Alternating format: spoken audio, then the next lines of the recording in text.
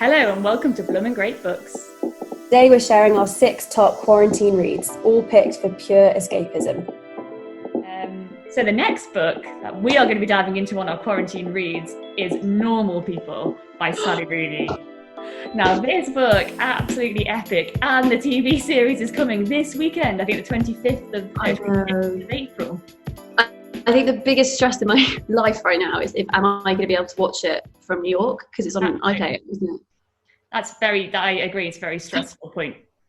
I've been telling everybody about it, and actually we'll put all the links everywhere, but there's a live streaming thing as well, so we'll share those details. But Normal People, where do we start? This book is this is another book where the author's writing is so subtle, and actually the amount of things she doesn't say that you then fill in the blanks, for me that's why it was so amazing, because you don't get every single detail, yet you know what a character's feeling and thinking because of the small subtle hints of her writing. Incredible. I totally agree, and I feel a bit nervous even talking about the book because I don't know if I could possibly do it justice, and I don't know if I could explain just how much I knew those characters and their instincts and what they were saying, what they weren't saying, the insecurities. It was just, they were so beautifully drawn, so realistic and authentic, and really likable. I mean, I know we had slightly different levels of feeling about the different characters, but you totally engage with them. Oh, absolutely. I think, and the whole way through, I mean, we have done actually a longer podcast on this book, which we'll link to as well, where we really go into it. But in terms of a quarantine read, if you want to be totally engrossed in another world, these two characters will suck you in, and there's no way that you'll be able to stop reading it until you know what happens, or the continuous sort of moving away, moving together, moving away, moving together is so cleverly done in this book. And I think it's really representative actually of younger relationships, the amount that they don't say and the amount that they're nervous about saying, and you worry about what the other person's going to think of you, so you just don't speak. It's just so well done.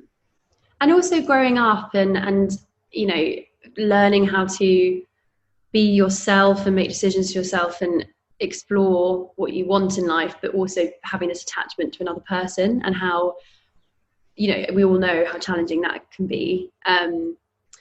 But there are some highs and lows in this book, and the highs when things are good and at the beginning when they're together, and that it just sends shivers down my spine, and you kind of also want to suspend them in that point where things were a bit more straightforward and they didn't mess things up by not saying these things, or there's a point where they're really strong and they're together and they're young enough that they've got everything before them, and it's just really happy, and then they have another little separation, and it's almost like life sort of takes over, and their demons catch up with them, and they just you've got older and wiser, and you've got more baggage, and that starts to creep into the relationship. So the next time they're together, it's a very different relationship. I think all grown up, more mature, but different. Very different. I think because they move away and they actually meet other people at different points in this book as well, that then feeds into their relationship whenever they are together. But I think what's amazing about their relationship though in this book is that although they're not always romantically involved, they are always connected, and I think that's a really lovely thread through this book as well, because I think without that it would be harder to deal with the chapters of separation, I think. They're always friends, and they have that intellectual connection and mutual understanding. And I suppose when you boil it down to any relationship, I mean, even if you've consistently been together over the 10 years or whatever the time span is, your relationship does break and change and readapt and all that kind of stuff in the same way, and you do eventually become two separate people choosing to spend a life together, rather than what you're like at the beginning where you're totally in love and you think you're this one unit. So I think whatever your romantic state, you can sort of understand where they're at different stages of their journey. Yeah, because I think every single stage of their journey would relate to, most people would have gone through at least one of those times in their lives. So but I think that the young, I think we maybe did we have different views on this? I can't quite remember. When they're originally together, when they're younger, I was a bit more like, oh, is that a healthy relationship? And then when they're together again later on, I know we're probably giving a lot away here, but when they get together again, I was like, yes, this is amazing. This is much healthier. And then you're like, is it going to last? Like, I just think that's the great questions that she raises. I think youth and relationships. There's when they're very young, when they're at school, which I think is probably not healthy, but also what, who of us had a healthy relationship or grown up mental. I think the one that I loved and wanted to keep them in was when they're at university. Oh yeah. And then just that sense of you've really become an adult now, and you've made certain choices and you've given into certain sides of yourself, and like that kind of the reality, because we all go through it, but also the sadness of it, but it being the natural way. I just found it just made me think of so many other things in my life and in my friends' lives, and it just made it such a beautiful, compelling book for me. Yeah, absolutely. I don't think I have any negatives to say about this book. No, I honestly think this is one of the best books I've ever read.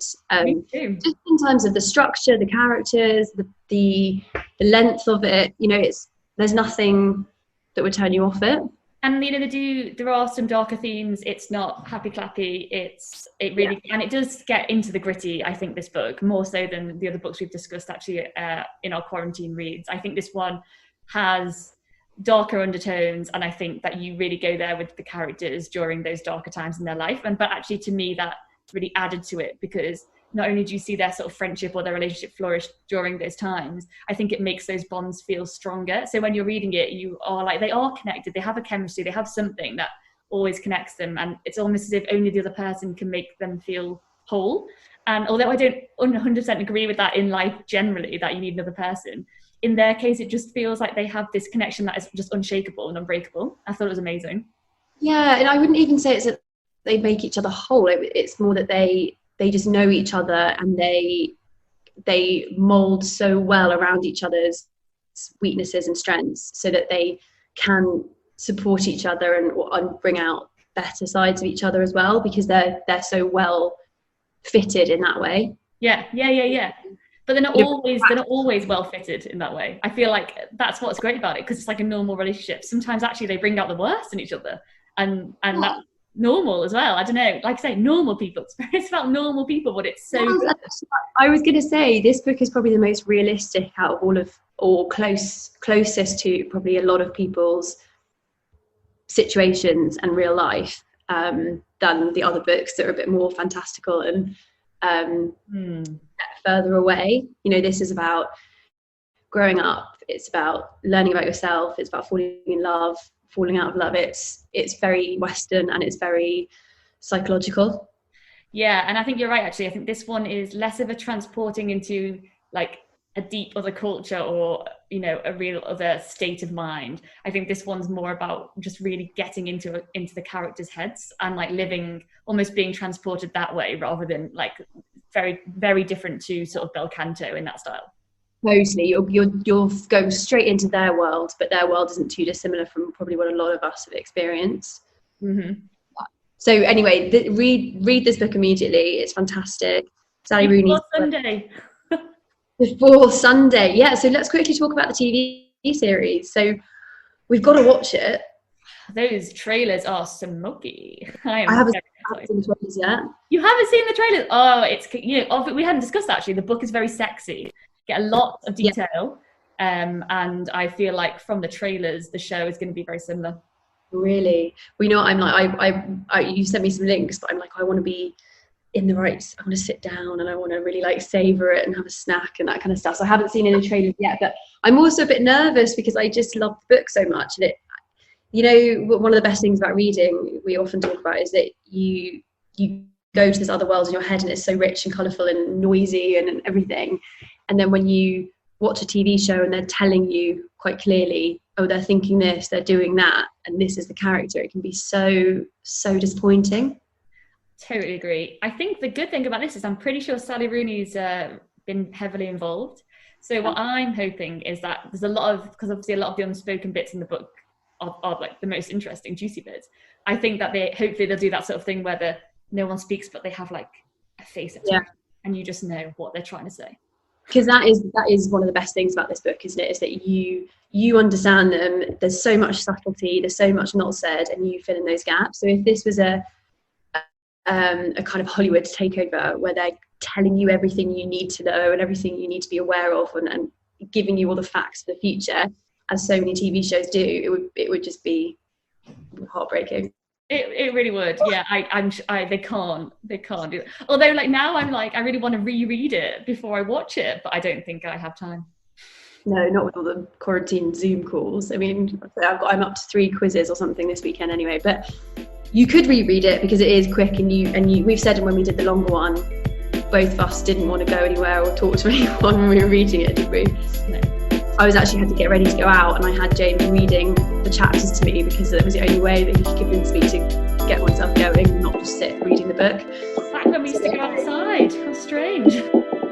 Perfect read for quarantine. If you've got nowhere to go, lose yourself in this for an afternoon. Just tell everyone you're showing a house with to just leave you alone.